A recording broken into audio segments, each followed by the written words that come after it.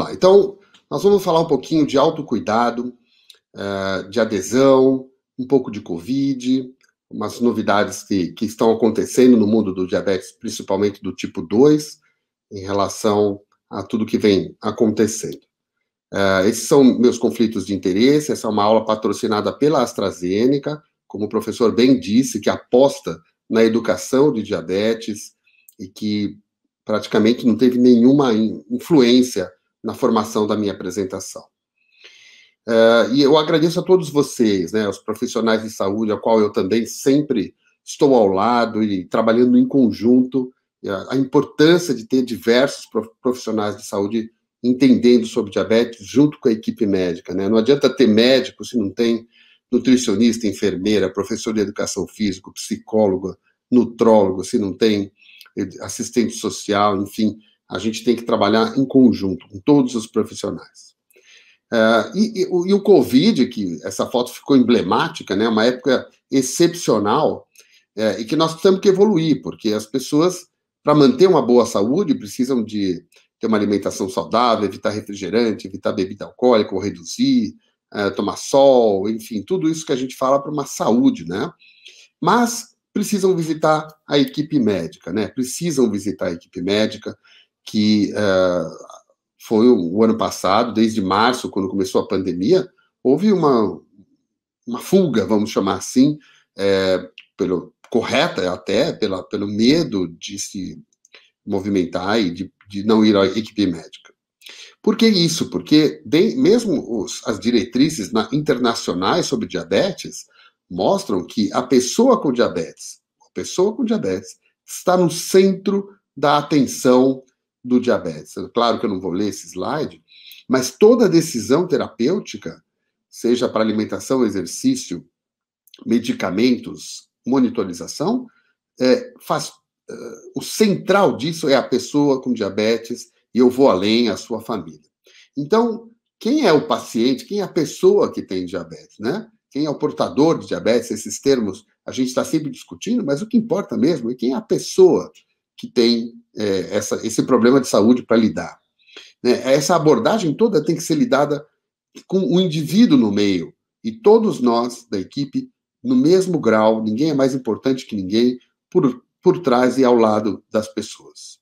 A gente sempre tem que lembrar que a linha de cuidado depende das preferências e necessidades das pessoas, e garantir os seus valores, né? Que os seus valores guiem. A gente tem que conhecer integralmente o ser humano para respeitar esses valores, entender a pessoa por inteiro, os seus horários, os seus locais, o que ela pode, o que não pode, e mais do que a pessoa em si, os seus familiares. Frequentemente a gente cuida de crianças com diabetes ou de pessoas com algumas deficiências e que precisam ter os familiares, amigos e o circuito todo dessa...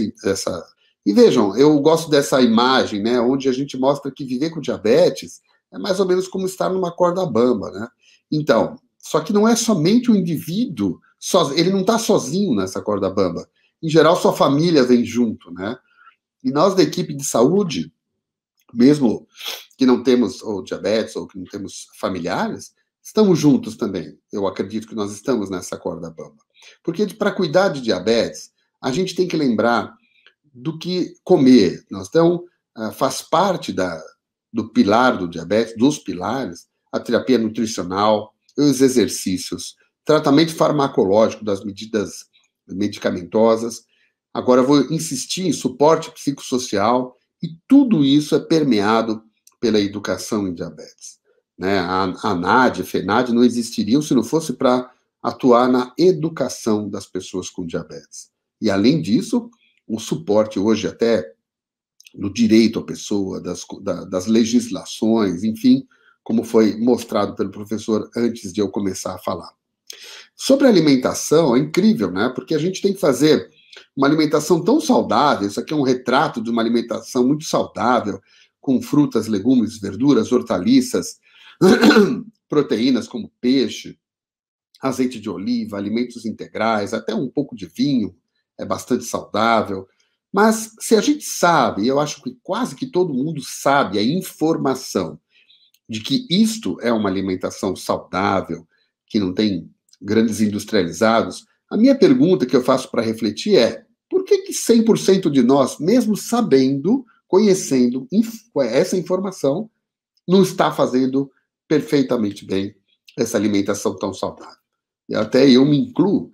Mas por que será que, mesmo com tanto conhecimento, a gente não está aderindo a um comportamento alimentar, por exemplo, deste tipo que é tão saudável? Então, é aí que entra essa questão da adesão que a gente estava falando. É difícil, né? Como que a gente concilia a questão da rotina do diabetes com a rotina atribulada, com a questão do horário, com a questão de quantas medicações, insulinas que a gente tem que ter, com o trabalho, né? Hoje todo mundo é multifacetado, parece que a gente tem múltiplas mãos, pés, olhos, ouvidos, as preocupações. Um ser humano acredita que a gente tem celular, tablet, computador, família, a gente tem muitas caixas na vida para lidar, muitas rotinas. Então é muito difícil. Como que eu vou cuidar da minha vida se eu também tenho tantos afazeres para isso? E para que a gente tenha uma prevenção primária das doenças, tanto para prevenir diabetes, mas para prevenir as próprias complicações de quem já tem diabetes, não adianta apenas cuidar do açúcar, da glicose. Nós temos, além de tudo, que dar atenção a uma série de questões, né? Além do controle da glicose, alimentação, mas cigarro, por exemplo, para quem fuma, colesterol, pressão, tem que cuidar da pressão, praticar exercício, às vezes usar aspirina e outras coisas mais. Então, é multifacetado, multidisciplinar o cuidado das pessoas para prevenir doenças e problemas de saúde. E essa questão da adesão que eu comecei a falar, tem alguns estudos que mostram exatamente que a má adesão é um problema comum. 40% das pessoas afirmam já ter parado de usar remédios prescritos. Então, isso é muito comum, muito comum. Essa é uma pesquisa feita com 2.300 pessoas aqui no Brasil, mas eu, na minha prática, eu acho que talvez esteja até mais. Né? E menos de 60% das pessoas com diabetes seguem corretamente as prescrições. É prática minha e até uma dica que eu dou: a cada visita que os pacientes têm comigo, antes mesmo, que já estão há muitos anos, antes de começar a conversar, eu revejo todos os remédios que a pessoa está tomando. E é incrível como nessa primeira revisão, é a primeira coisa que eu faço numa consulta médica, é incrível como eu vejo que as coisas que eu deixei da última visita já modificaram espontaneamente, ou porque a pessoa modificou por alguma questão, ou passou em outro colega e mudou, e esqueceu de avisar. Então é frequente não usar e não seguir as prescrições. E também a questão da má adesão, ela é uma razão de 19% refere a estar muito ocupada. Seria a razão pela qual, por exemplo, muitas pessoas não conseguem aplicar corretamente as insulinas. Né? Então, veja, eu estou ocupado, eu priorizo outras coisas que não a minha própria vida, a minha própria saúde. E não é só o paciente, a própria família. Veja, das famílias pesquisadas, 1/3 referem que apresentam redução de tempo de sono por conta de um familiar ter diabetes que usa remédio ou insulina. 2/3 dos familiares sentem-se preocupados ou ansiosos, pensam no risco de hipoglicemia do seu familiar, pelo menos uma vez por mês, e 75% passam menos tempo em outras atividades que poderiam ter a si, da família, para auxiliar alguém que possa ter hipoglicemia. Então, vejam, o impacto da questão do diabetes não é só do indivíduo, é um impacto familiar. E aí que eu entro com a questão que eu acho fundamental, que é o suporte psicológico, psicossocial da pessoa com diabetes. Né? A gente não pode deixar isso de fora. Nós precisamos, todos nós, profissionais da saúde, médicos e familiares, dar atenção a isso. E qual é o impacto desse suporte psicossocial na adesão? Olha que interessante, pesquisa médica, pesquisa científica. O indivíduo que tem suporte social contra o indivíduo que não tem 3 vezes mais chances de adesão terapêutica, só porque tem o suporte. 75% mais risco de não ter adesão nas famílias que são pouco coesas contra as famílias mais coesas, mais unidas.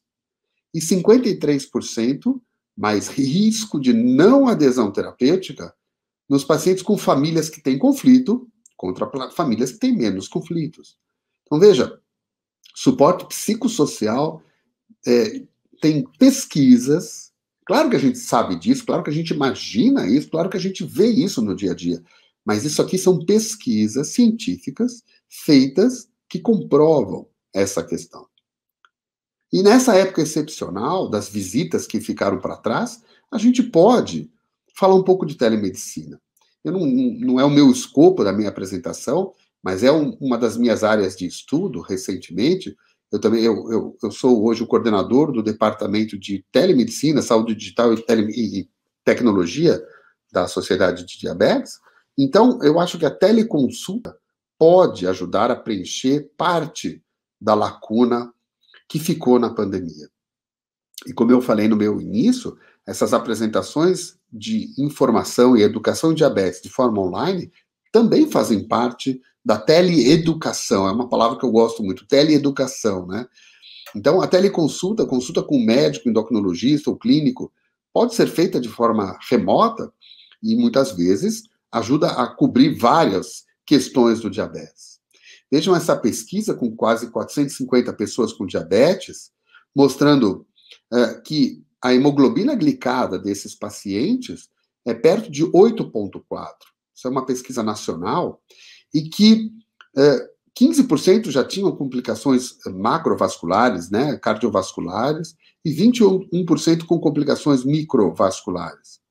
Então, são indivíduos de 58 anos, metade ou um pouquinho mais mulheres, com 6 anos, que demoram para intensificar seu tratamento. É um perfil do diabetes tipo 2 no Brasil, mostrando que nós estamos ainda com controle do diabetes ruim. Né? Então, nós precisamos evoluir juntos com isso. Esses pacientes, 80% fora do controle glicêmico, a maioria obesos ou com sobrepeso, a maioria com hipertensão, com colesterol alto. E esses pacientes evoluem para doença cardiovascular, doença renal, como vocês vão ver na próxima apresentação da minha colega, que é nefrologista. Então, aqui eu quero mostrar, eu gosto desse slide, que ele é um pouco animado, mas eles mostram que a gente não pode olhar a glicose apenas sozinha. Nas pessoas com diabetes, 21% delas apresenta doença cardiovascular. É mais frequente ter infarto, AVC, doença arterial periférica nas pessoas com diabetes, insuficiência cardíaca. 38% é a prevalência de doença renal nas pessoas com diabetes. Né? E a maioria das pessoas com doença renal tem diabetes. Vocês vão ver melhor isso na próxima apresentação. E também as doenças metabólicas, né? Diabetes é a 7ª maior causa de morte no mundo todo. E o Brasil é o 4º país maior em número de pessoas com diabetes. Então a gente tem que dar muita atenção a isso.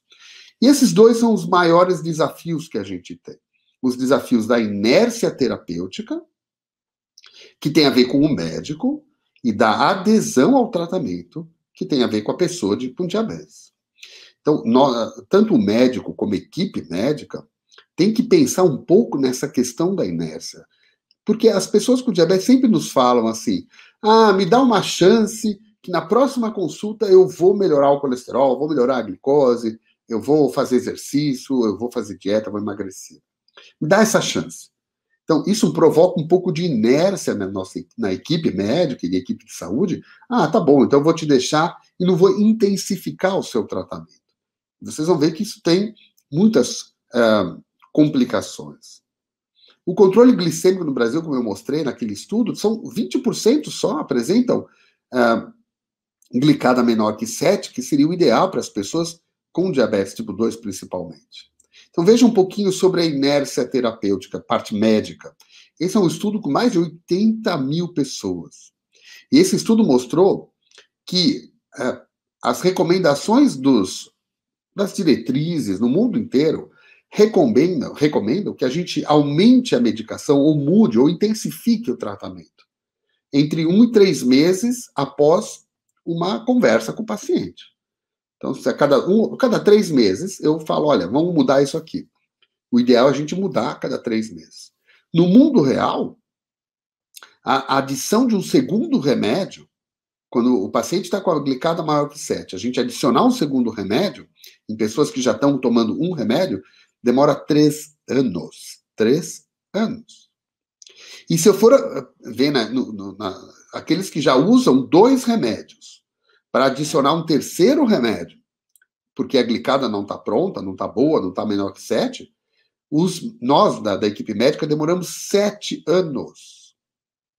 Isso é inércia terapêutica. Eu demoro muito tempo para modificar um tratamento ou para intensificar um tratamento. A gente precisa discutir isso com a equipe médica. Não estou falando só de remédio, mas às vezes é intensificar uma dieta, intensificar atividade física, intensificar monitorização. E isso tudo apesar da quantidade de novas drogas que estão sendo desenvolvidas. Nos últimos 15, 20 anos, olha aqui nessa flecha a quantidade de medicações que foram criadas, desenvolvidas, combinações de medicações, de insulinas para tratar as pessoas com diabetes. E mesmo com essa quantidade de medicações, a gente só 20% das pessoas hoje tem, no Brasil e no mundo, a glicada menor do que 7%. Essa é uma outra pesquisa que é interessante, que mostra que quando a gente começa o tratamento, quando a gente vê a pessoa pela primeira vez e começa o tratamento de forma intensificada, a gente mantém mais os pacientes com a glicada menor que 7 depois de 2 anos. Então, quem começou com uma terapia já com 2 medicações, por exemplo, metformina e uma outra medicação, outra classe, tem mais chance de manter a glicada menor que 7 por 2 anos do que quem começou com um comprimido só, tá? Com uma medicação só. Então, é importante a gente ser mais agressivo no início do tratamento. A adesão tem muitas dimensões. Essa aqui é uma figura da Organização Mundial da Saúde, mostrando que, para aderir ao tratamento, nós temos vários fatores, né, relacionados ao paciente, socioeconômicos, à equipe, como eu tenho falado, ao próprio tratamento, acesso, à própria doença, a evolução natural da doença, aumento de peso, ao estresse. Então, a gente tem muitas questões envolvidas na adesão, agora, do paciente. Eu estava falando, então, da equipe médica, da equipe de saúde. Para o paciente, para a pessoa com diabetes, na questão da adesão, existem as crenças. Nós, das associações, ficamos o tempo inteiro falando de mitos e verdades, dos chás, agora de hormônios, de alimentos, melão de São Caetano. A gente, cada vez, entra alguém para a moda, né? A moda vai mudando, né? Começava com várias crenças nesse mundo, né? Que a gente pode, aqui no chat, vocês podem até escrever quais são as principais que vocês veem no mundo de vocês. Mas a falta de conhecimento, a falta de conhecimento sobre a própria condição, a educação em saúde, a gente pode trabalhar muito isso, né? Porque isso vai melhorar a adesão. E também nós temos que falar de fake news. Hoje o mundo das redes sociais está rodeado de fake news. E fake news tem 70% mais chance de viralizar do que uma notícia verdadeira, do que uma informação boa como essa que nós estamos tentando trazer aqui neste ambiente. E ciência e tecnologia é a quinta condição com mais fake news no mundo das mídias sociais. Veja que política é a primeira, é engraçado, né? Mas ciência e tecnologia é muito importante. E a gente tem que lidar com essa questão. Veja que 40% dessas falsas notícias em saúde são as mais compartilhadas. E as mais compartilhadas são temas nossos: obesidade, emagrecimento, mas diabetes e gordura no fígado. Isso é uma pesquisa da Veja que mostra que fake news na nossa questão do diabetes é uma das mais frequentes que tem. Então, nós precisamos ter boas fontes de informação. A gente tem que dizer às pessoas: busquem informações em bons locais. Nós temos que buscar na Associação Americana de Diabetes, Sociedade Brasileira de Diabetes, nas associações de diabetes que trabalham com boas informações, está aqui a ANAD, FENAD, fazendo esse grande trabalho de diabetes. Então, voltando a essa questão da adesão e da persistência, né? A adesão é o número de dias que a gente adere a um tratamento, mas a persistência, que é um grande galho para nós, é o tempo que a gente mantém o tratamento do diabetes. E a adesão do paciente tem custos.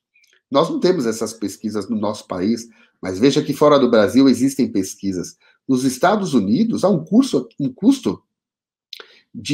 da não adesão de 300 bilhões de dólares por ano por conta da não adesão. Né? 10% das mortes estão associadas à falta de adesão terapêutica nos Estados Unidos. E na Inglaterra, no Reino Unido, 500 milhões de libras são os custos do SUS deles lá, que é o NHS, relacionados à não adesão. Então, a não adesão, além de aumentar as complicações, tem a ver com custos para o sistema de saúde. E isso tudo estou falando porque diabetes leva a complicações. Retina, nefropatia, neuropatia, doenças cardiovasculares, AVC. A gente precisa cuidar da glicose, porque ela é uma doença silenciosa por muitos, muitos anos, só que ela leva a essas complicações. E aí ela não vira mais silenciosa. Então, o indivíduo só enxerga uma complicação quando o diabetes só aparece para a pessoa porque não dói, não cheira, não queima, e talvez seja até ruim não doer, né? A gente tem que monitorar para poder enxergar o que está acontecendo, tratar de todos esses aspectos que eu passei essa apresentação falando, para prevenir as complicações. E o Covid nos fez diminuir ainda mais as dificuldades que a gente tinha já em cuidar das pessoas com diabetes. Então, 32% da doença renal é causada por diabetes, 40%, nós vamos ter essa apresentação agora, e metade das mortes de pacientes com diabetes são por doenças cardiovasculares. E são doenças silenciosas, passam anos sem aparecer. A insuficiência cardíaca é uma complicação precoce e frequente, a gente tem visto cada vez mais esse tipo de complicação. E esse é um quadro muito, do ponto de vista médico, nos mostrando que existem muitos tratamentos medicamentosos hoje para tratar do diabetes, né? E as duas vedetes maiores hoje em dia, além do que tem, do que já existia, são os análogos do GLP-1, que são as medicações injetáveis, que ajudam a tratar o diabetes, mas as drogas da classe ISGLT2, que é a dapagliflozina, canagliflozina e empagliflozina. Eu passei com vocês aqui falando que diabetes é uma doença silenciosa, que existe uma grande demora no diagnóstico da doença. Eu não falei, mas isso é muito importante para a gente lembrar, né? Muitas pessoas com diabetes, quase 50%, nem sabem que tem o diabetes, ou que tem pré-diabetes. Que nós temos a questão da demora na intensificação, né, da questão médica, da adesão e da persistência das pessoas com diabetes.